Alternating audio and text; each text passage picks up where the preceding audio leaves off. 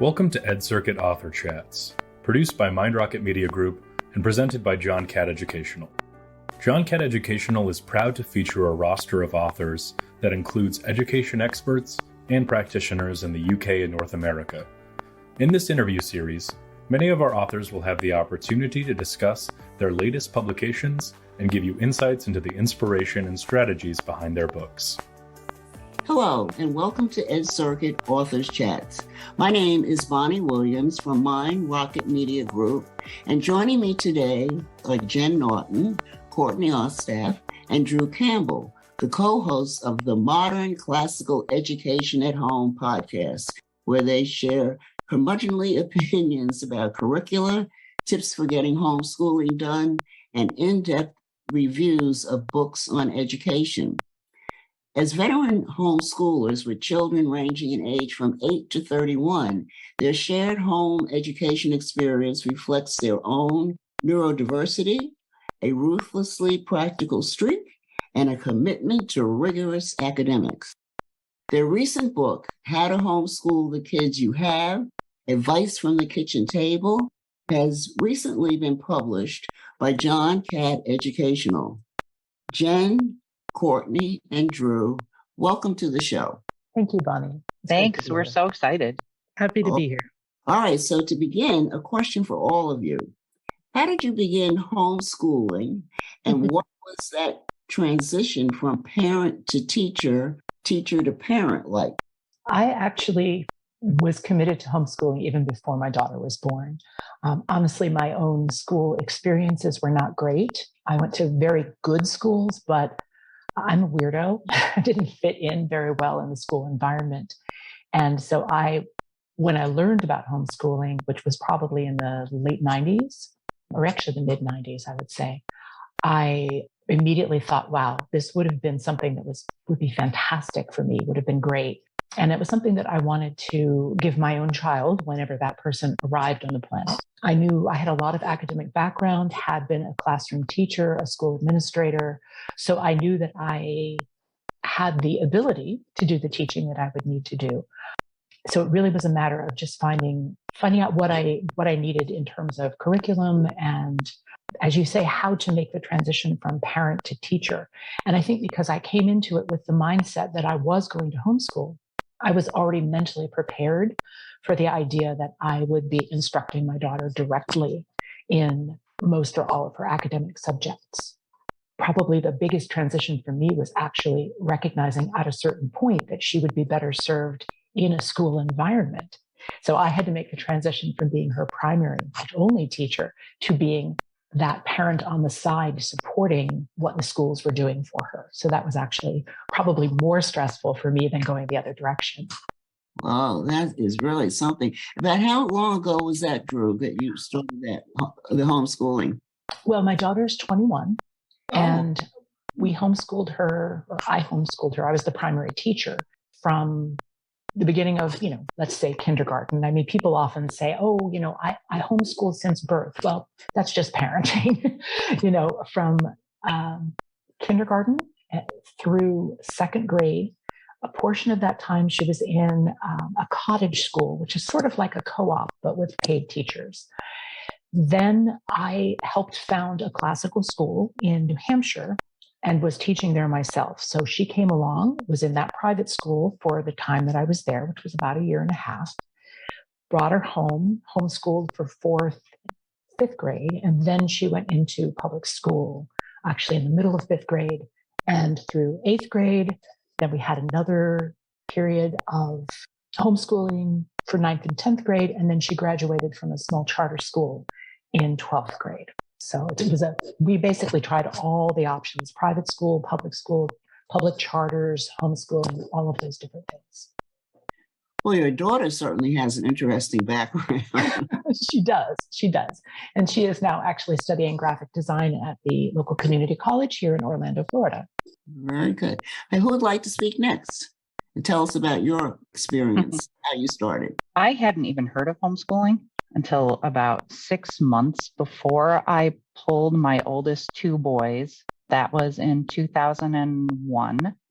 I had my oldest going into fifth grade and my second oldest going into second grade. They were at a parochial school and they were in various subjects behind and ahead. They weren't really getting the attention that they needed. And a friend of mine had started homeschooling. And although, my initial reaction was, that's crazy, I ended up saying, well, let's try it. And we started that summer and worked all through the summer, and they thrived and I liked it. And so we continued, and the younger three siblings then continued into homeschooling as they started school. And I've been homeschooling ever since then. My third child actually went to public high school because that was the best fit for him. But the rest of them, I homeschooled from K to 12.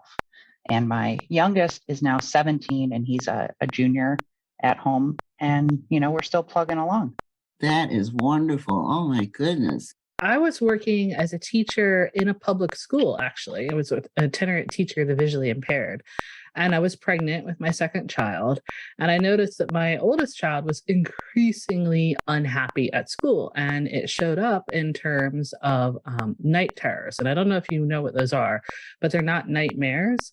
They're a bit like sleepwalking. Like she would get up in the middle of the night and she would scream bloody murder. She was terrified. And what she was terrified of was being bad at school, like being bad at doing school at school.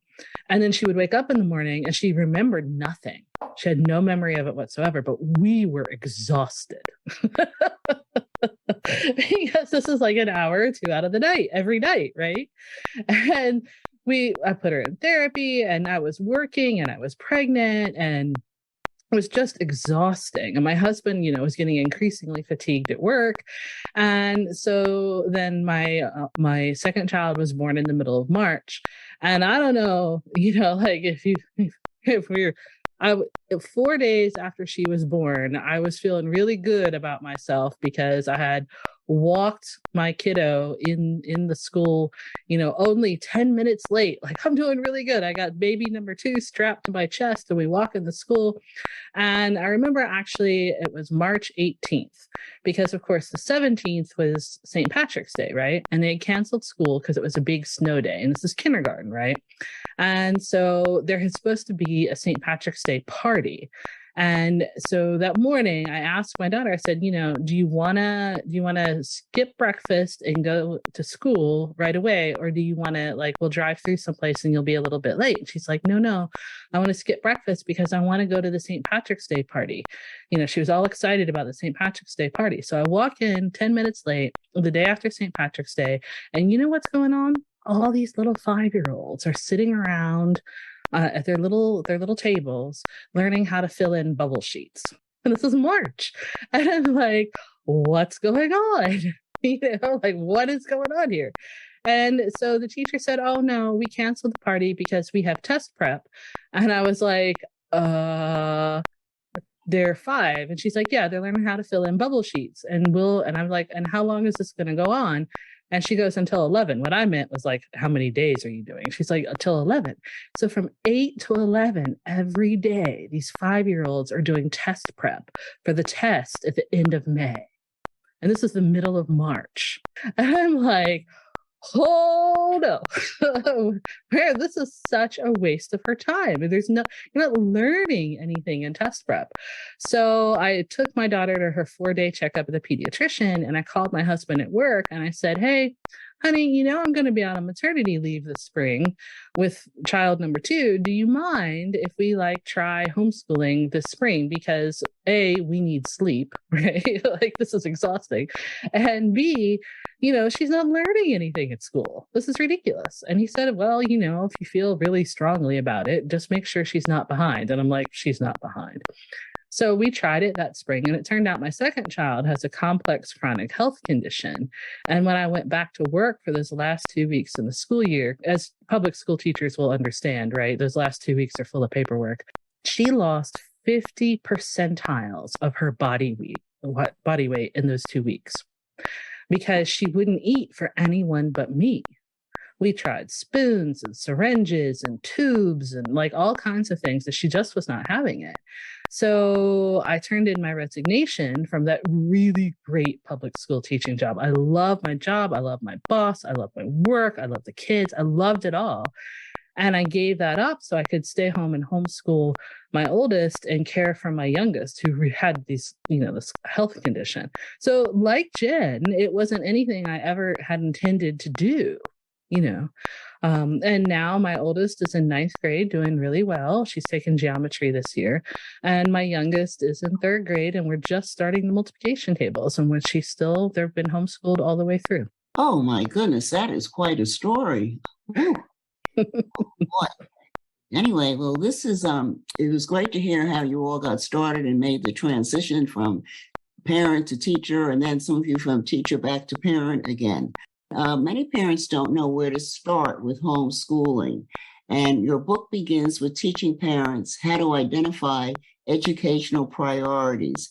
Can you kind of delve into that process? One of the things we do is review some of the common priorities that people have. So really the question is, what are you educating for? What is your vision of an educated adult?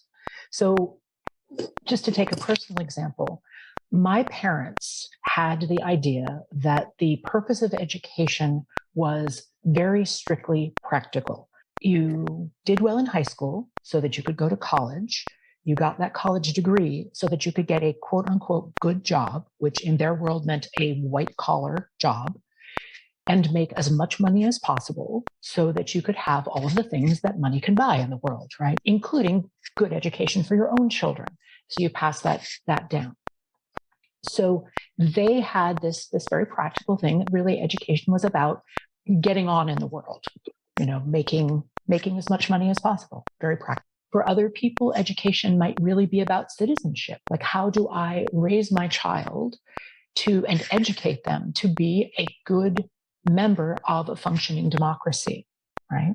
And we've certainly seen in recent years that when people don't necessarily have the right kind of education, they don't necessarily even know what's in the Constitution. It's very hard for them to understand why, when certain aspects of the Constitution are under attack, they might want to be, alarmed.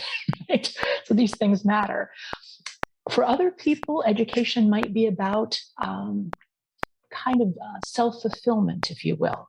So what are the talents and special things about any given individual that would allow them to sort of grow up and follow their bliss? Like maybe they are a fantastic artist, and so you want to spend lots of time with that kid nurturing their art skills. So these are the kinds of questions that we encourage parents to ask. We suggest some of these possible answers, but then we ask parents to really think about what their vision of an educated adult is, and then work backwards from that to figure out how you get there. How do you create that person? How do you educate that individual? Does that make sense? It makes a lot of sense to me, and I guess it made sense to all of you because that's what you've been doing for many, many years. Courtney, how does background knowledge affect the transition to homeschooling? Do parents with previous education experience face less roadblocks to their children's success? Well, so first, I actually am currently teaching. I teach online. I have 8 sections and 150 students right now. So I'm balancing both of those. When I think about background knowledge, the first thing that comes to mind is the sort of slow, dreadful realization that many parents have when they pull their kids out of the public school, is that they find that their kids don't have skills that they assumed that their children have.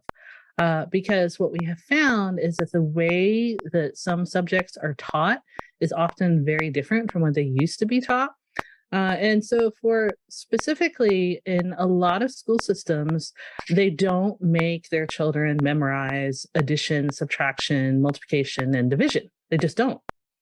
They give them calculators instead. And so one of the things I teach is math. And I don't know about you, but I'm old enough that you didn't pass third grade unless you had memorized your multiplication tables. You just didn't happen, right? And so a lot of parents assume that, say, their fifth grader knows their times tables. And of course, they don't necessarily anymore. But the problem is, fourth and fifth grade is when you really get into things like long division. And it's incredibly difficult to do, say, long division unless you have those multiplication facts at your fingertips. And of course, this sort of thing lays the groundwork later on in higher math. For example, in fact, today I was teaching students how to multiply rational expressions, which requires both a really good understanding of how fractions work, and B, a pretty keen, even at this stage, understanding of how division works. And so when you don't give students that prior background knowledge in a very practical way, it undercuts their ability to move on in the subject. Now, that's a pretty concrete example, but a less concrete example is when it's a sort of a general knowledge about how the world works. So, for example, I'm also a Girl Scout troop leader.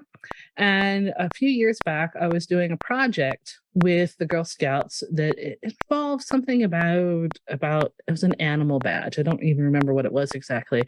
But as part of the project, they were doing a poster about a zoo. And I had a scout who'd never been to a zoo. And so they didn't know how zoos were laid out. They didn't understand, like they're the winding paths that connect different animal habitats. They didn't get it, right? And so they couldn't participate, and all they could do was really add glitter to other people's works. And it's not fair to students to not provide them with that general knowledge. And of course, that general knowledge is actually essentially how reading comprehension works. If you read a passage and you don't understand, say this, if the scout had read on a standardized test a passage about a zoo, and then it asked for reading comprehension about the zoo, she wouldn't be able to answer because she didn't understand the concept, the underlying concept. And so I think it's really important that students have that background knowledge. And what Jen and Drew and I all agree on is that background knowledge needs to be built systematically. And you can do that in the public schools. And for homeschoolers, it's actually a very doable project. This is something that we can concretely do. And there are curricula that help you do it, and you can design it yourself, although we don't recommend it. And one of the things that I have found is that my prior teaching experience, which was mostly at the secondary and undergraduate level, turned out to be really not so helpful because teaching your own children is a very different proposition indeed from teaching other people's children. I have some thoughts on that too. Because I wasn't a teacher when I started, I had to really learn the difference between having that parent hat on and then having the teacher hat on. And although there are many areas where both the teacher and the parent are going to be on the same page, that's not always the case because, as a parent, you know your child better than anyone else, usually. And as a parent, you're going to see that child and you're going to want to make their life not necessarily easier, but you're just going to have a different, thing. Like if your kid falls off their bike, the gym teacher might be like, all right, well, get up and wipe that off and you're okay, no big deal. Where the mom is going to run over there and be like, are you okay? Oh my gosh, that must have been so scary. And so then when you become both of those people all day long, it takes some practice. And most parents, if they have any idea what they're undertaking, they are pretty nervous at first. And most new teachers are also, I would imagine. And you can emulate any of the good teachers that you've had. So you mostly want to be yourself with your kids, and you have to sort of sell yourself as a teacher. because a lot of kids are going to be very suspicious that what you are doing at home could not be as hard or equal in academics to what they would receive at school, especially if you're pulling those kids out in, say, 4th or 5th or 6th grade. They know what school is. And if what you're doing looks very, very different, kids that are academically minded at all are going to be a little suspicious. I mean, at first they might be super happy that they're getting away with doing less, but as time goes on, kids know what their friends are learning, and they want to be as smart as everyone else. And that's part of the reason why we really recommend that people buy scripted curriculum. I mean, you're already taking on homeschooling, and that's it's just a huge, huge deal. I mean, you are taking on all the responsibility, and that's going to take a lot of your time outside of actually teaching. There's a lot of teacher prep involved. I just think that when people get in trouble with homeschooling, it's because they are trying to make it look very different from the school they attended or the school their kids were in. And they'll choose curricula that's marketed as family building or natural learning. And you'll recognize that approach by, the website that'll be filled with kids reading together on a couch, or they're playing in the woods, when really you still have to learn your times tables, like Courtney has said. You want your kids to be familiar with many things. You want them to have outdoor time and study nature. And of course, I'm a big fan of reading, but human brains need to memorize things. And those lessons are always harder. And as the parent teacher, you have to learn to be stricter than you necessarily would as just the parent. Does that make sense? Yes, it does. So, there are a lot of instructional materials for homeschooling that parents they can access, and you kind of alluded to this, Jen. But how is this book different from other homeschooling titles on the market? Most of the other homeschooling books on the market are connected to faith-based agenda.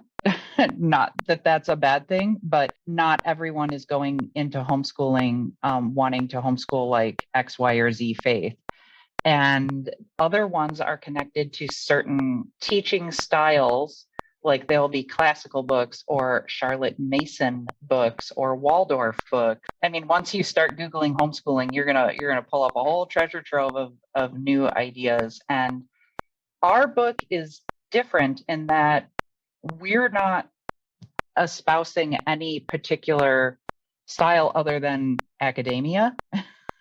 And we tried to make it a book that is for everyone, that you don't have to know anything starting out. You don't have to have intended to be homeschooling in order to find our book useful.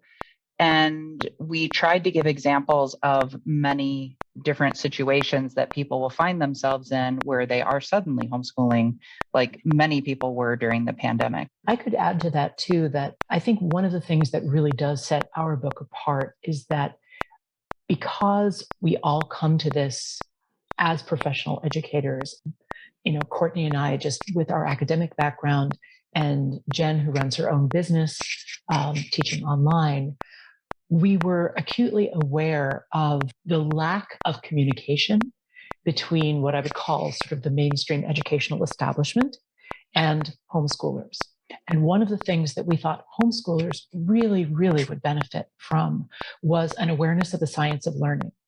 So the idea that we actually do know how children learn, we know a lot about that, and that the more you align your teaching with the way small humans learn, the more successful you're going to be.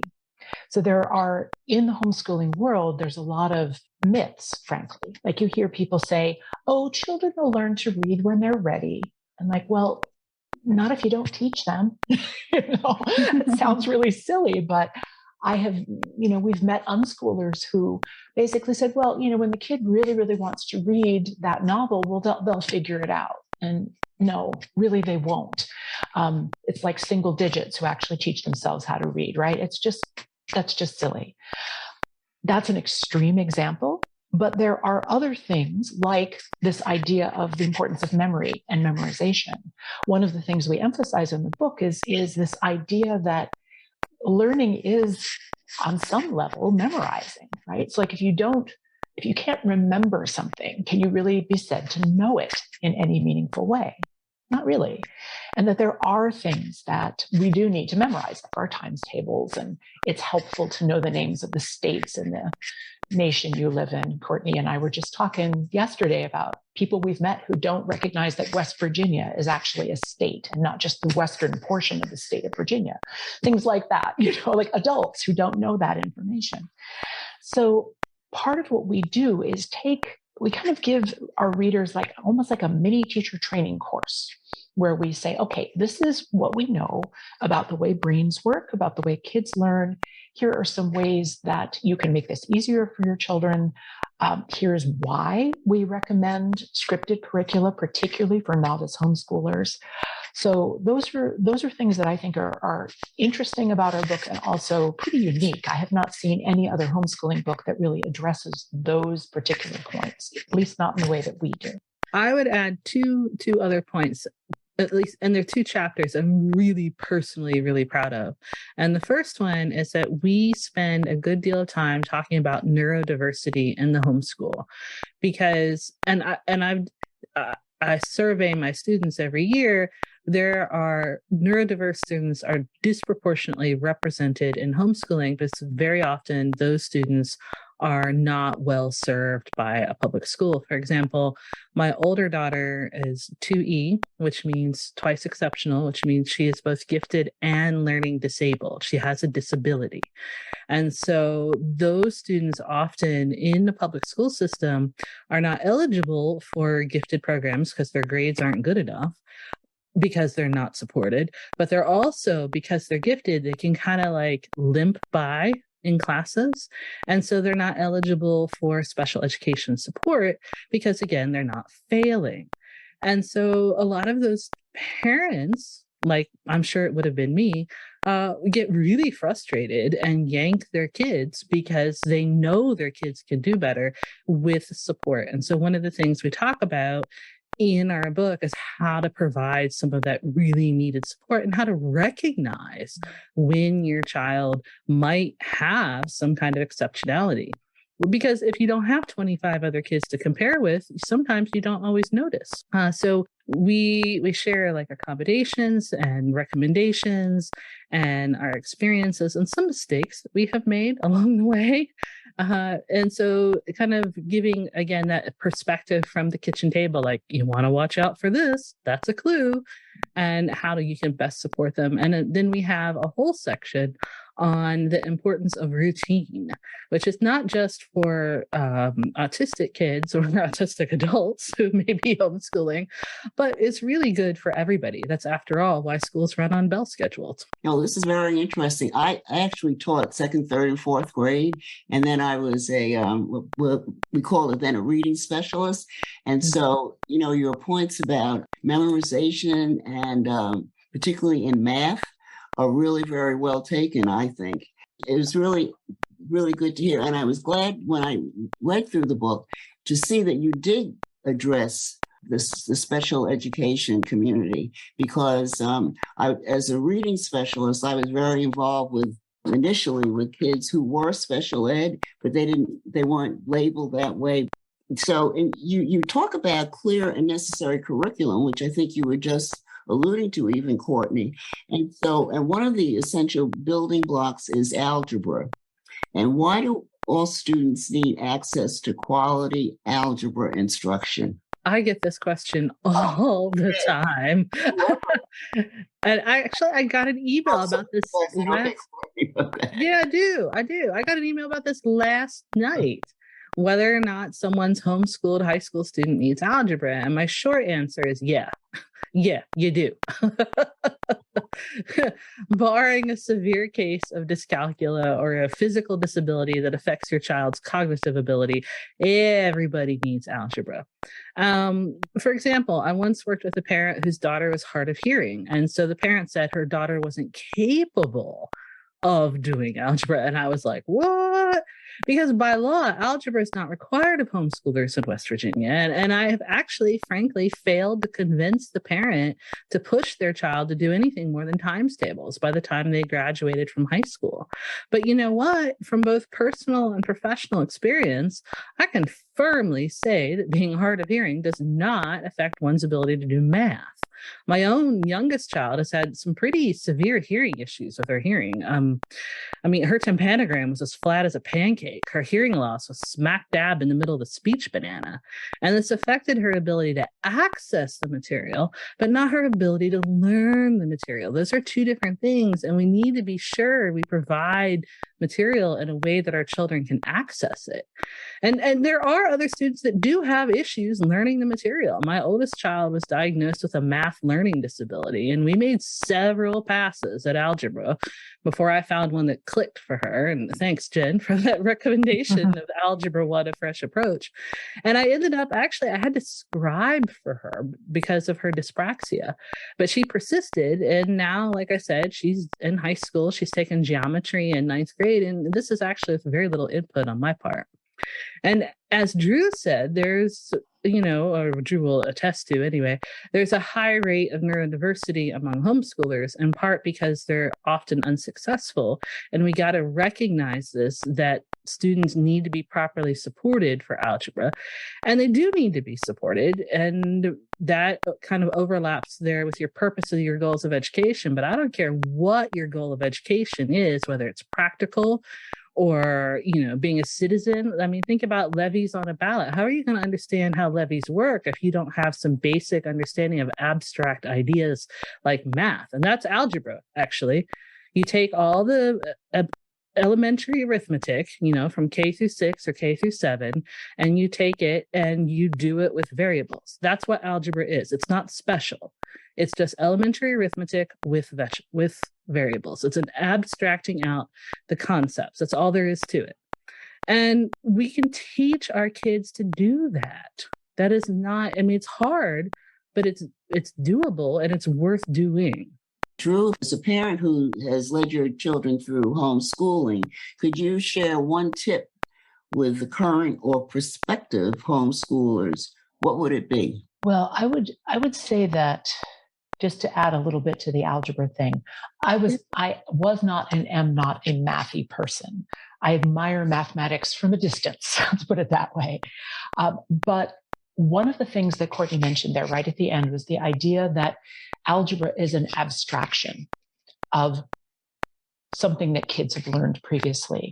And my theory about this is that really what changes as students get older, as they move out of the sort of K through 8 time into high school and then further on into college, if they go that direction, is that they are exposed to increasingly abstract ideas. So we go from teaching things like, you're going to memorize the 50 states and you're going to know that West Virginia is a state, to things like, let's look at the Constitution and what are the ideas behind the Constitution? Where do those ideas come from historically? What are the implications of those ideas today? Things like that. These are much more abstract things. Every subject has that movement from the concrete to the abstract as you age and as you learn more. So that's something I think parents can really think about when they're looking at curriculum.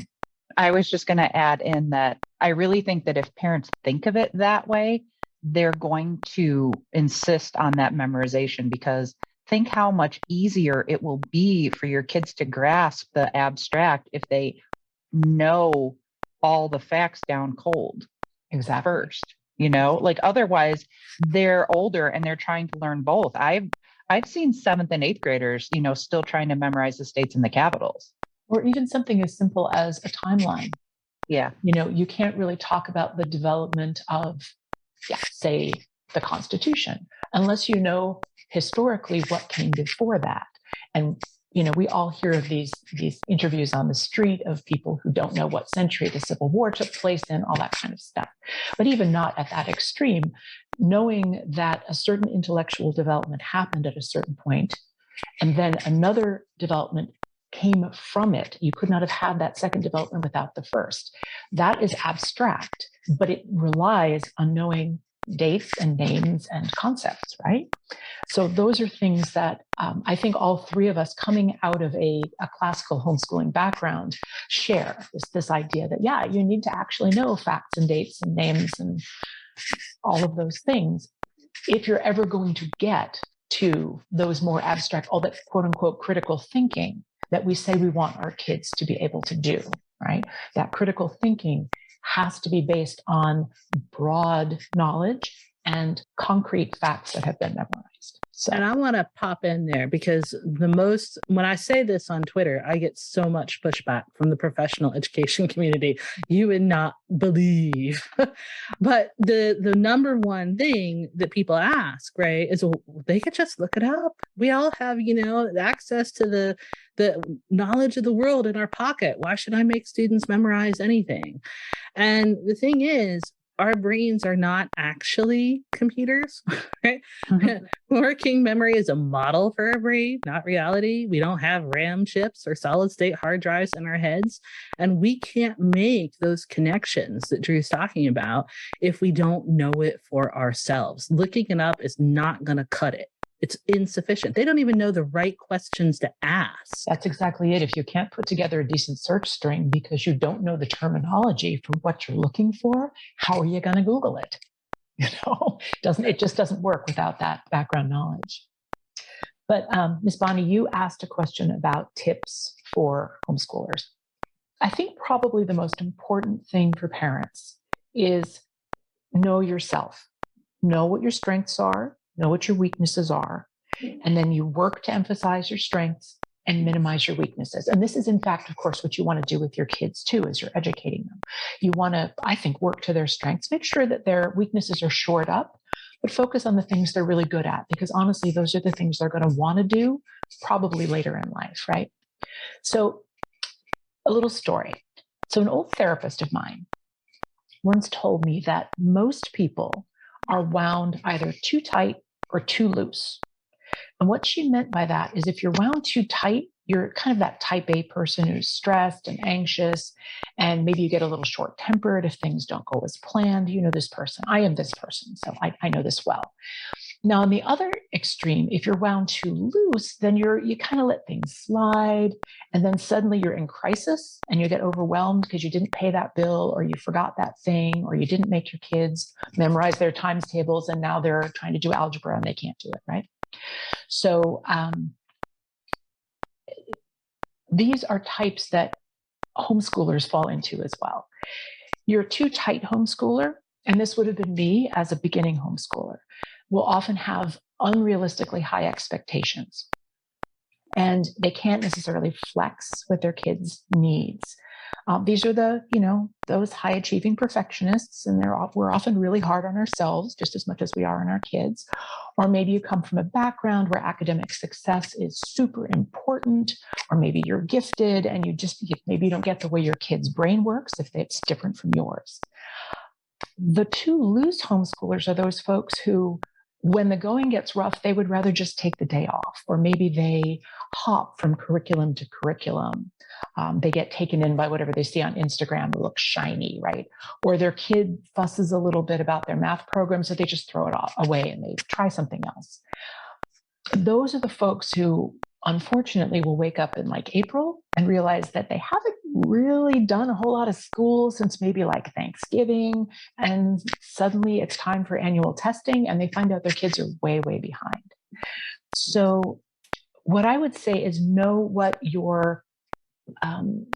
how you tend to fall in that spectrum.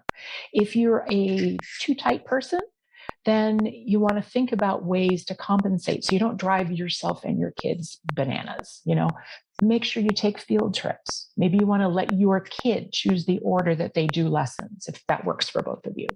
I always had to remind myself that If I'm putting stress on my child, that's going to impact her learning negatively. I can't force her to learn, let alone on my timetable, right? And also that it's okay to make mistakes. We all do, and that's part of how learning happens.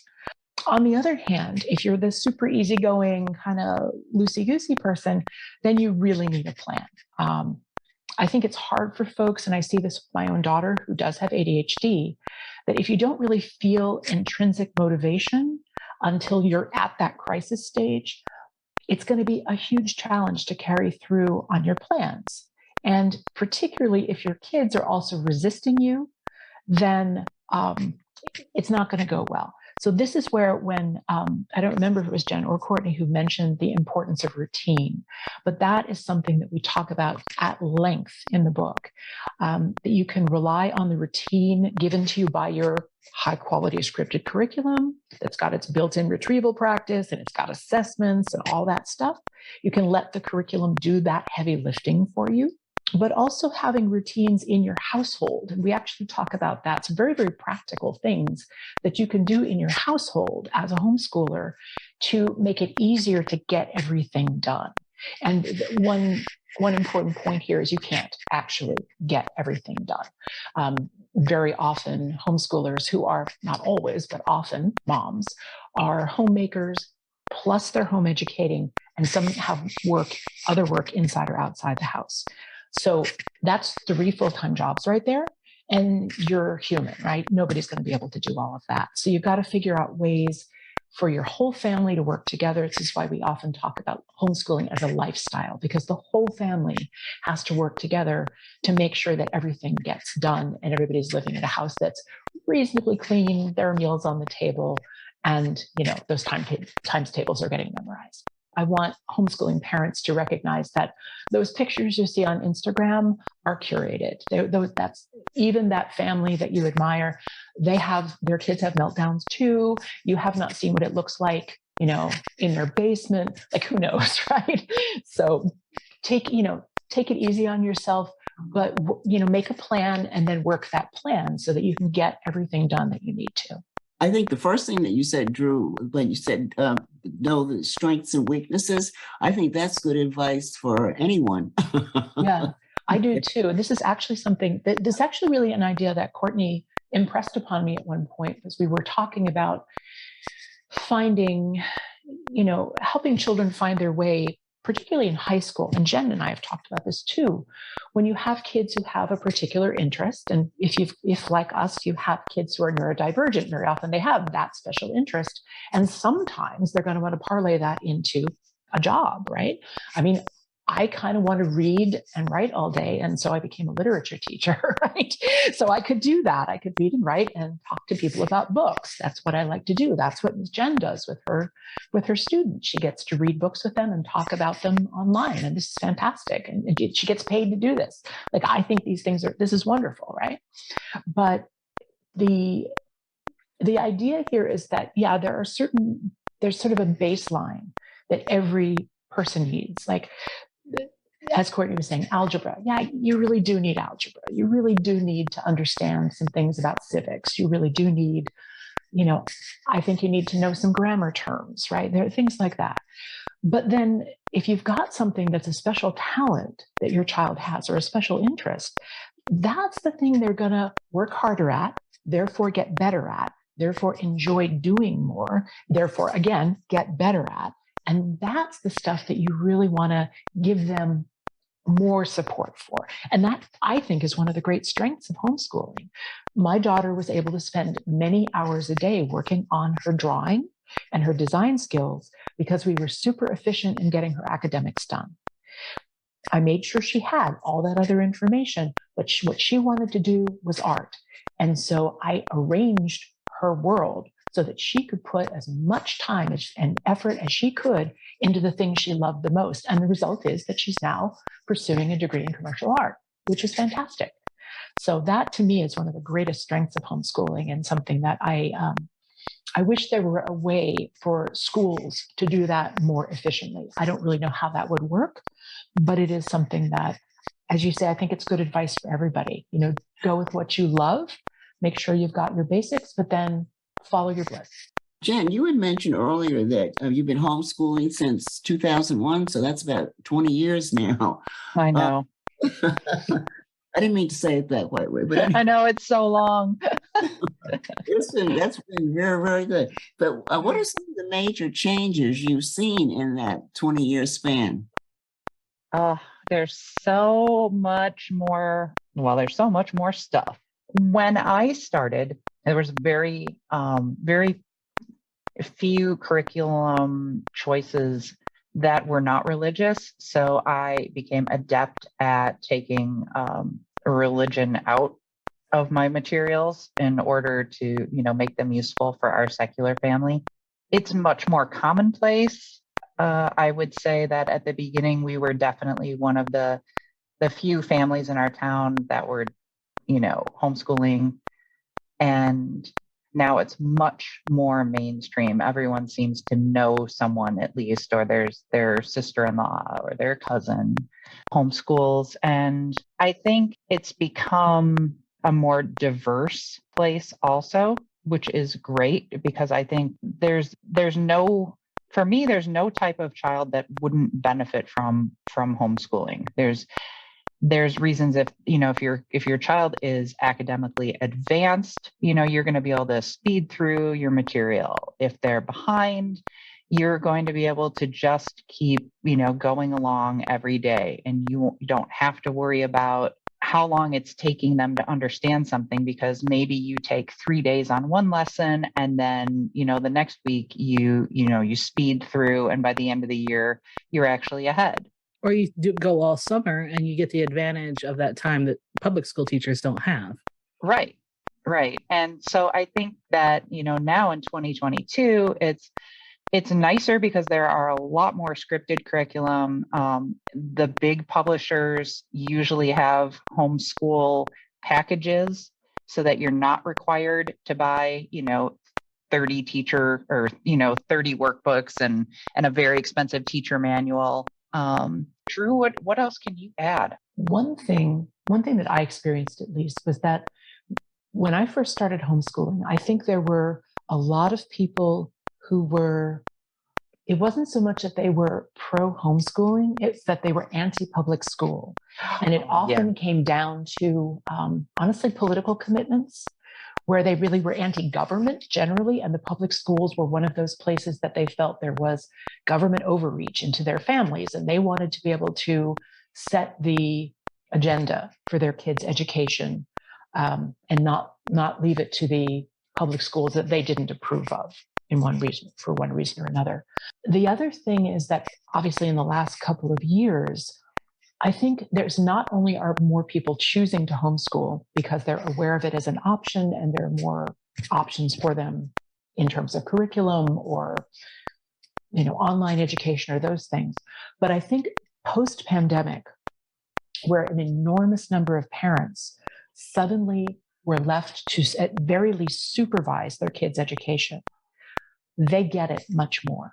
I think there's, first of all, the result is that there's a lot more respect for teachers generally, because now parents who didn't know what it was like day after day after day could actually see that. They had a literal window through the computer screen into what the teachers were doing and how difficult it is to keep kids' attention, all of the things that everybody experienced. But I think they also recognize that supervising your kids' education, even if you're just doing that, not actively teaching them, but just supervising, is incredibly hard work. So I think there is more respect for homeschooling as a lifestyle, as a choice, because parents know what it looks like, at least a little bit. Maybe not exactly, but at least a little bit. And that, I think, is all to the good, because it just increases the respect for the work that people do in education, whether that's at home, whether it's in the classroom, whether it's in an online classroom. And frankly, I want to live in a culture where more people value education and value the work that educators do, whether those are home educators, public school educators, private school educators, whatever.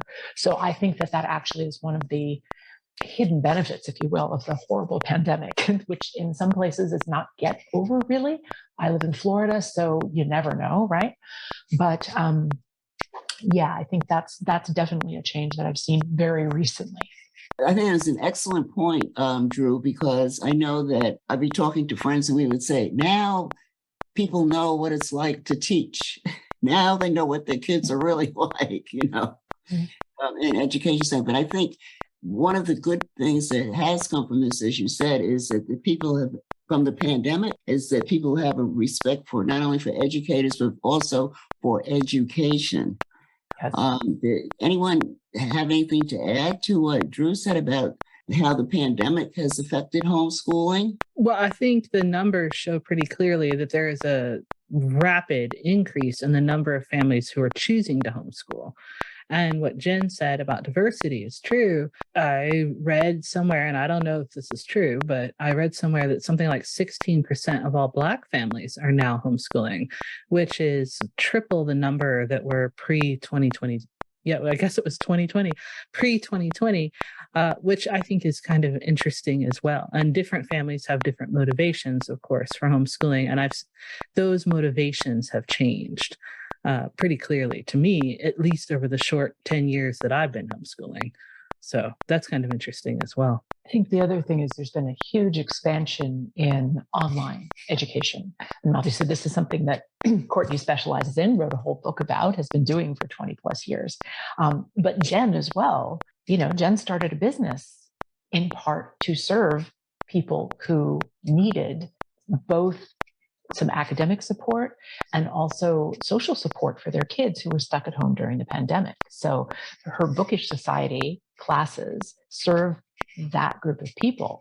And that's something that really came out of the pandemic. How successful are these, what we call homeschool pods or pandemic pods? That was a very popular term. Do you find that many of them still exist, or did they break up kind of after when started going back into the buildings again, or how did all that work? Homeschool pods have been around for a long time. It's not a new idea for the pandemic. So let's start with that one. In homeschoolers, I think one of the more common traditional terms would be to call them a cottage school. And they've been around successfully for a really long time. For example, the guy who founded Wikipedia, Jimmy Wales, he went to a cottage school. Fun fact. So they've been around and they've been pretty successful. A slight variation on those is a co-op where they don't necessarily hire a teacher, but one of the parents does, or many parents do the teaching. And those have been around for a really long time. There's one down the road that we used to attend that's been there for over 30 years, and it's going strong.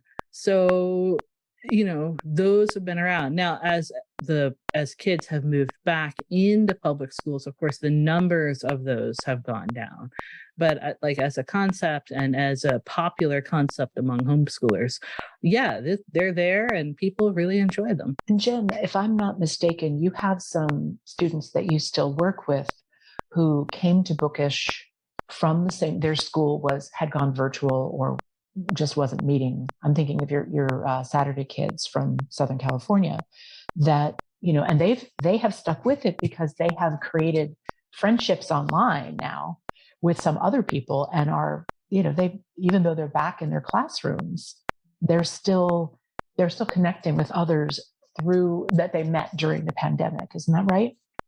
Yeah, we ended up unintentionally creating a community of sorts. And not only the Saturday group, which shows that, not only do the kids really like each other, but they really like reading, that they will, go to school all week and then get up on Saturday morning and go online for another class. Many of the older kids around like 10 to 12, they went back to their brick and mortar schools and they still attend, Bookish at 4:00 after school. So we've had, and we have kids from all over the world. We have a student in Denmark. We have one in Egypt. We have someone in Japan. We have someone in Australia. And so it's a really, I think the idea of kids meeting online in order to share their special interests, which in this case is literature, is such a great thing that I'm really glad that, more kids are aware of it and, get to benefit from that. Excellent. Well, I want to thank you so much, Jenn, Courtney, and Drew, for sharing your ideas with me and with our listeners. And before we go, do you have anyone have anything else to add? I run an independent curriculum developing company for homeschoolers. I create literature and language curriculum, specifically Latin and world literature, and also some memory work.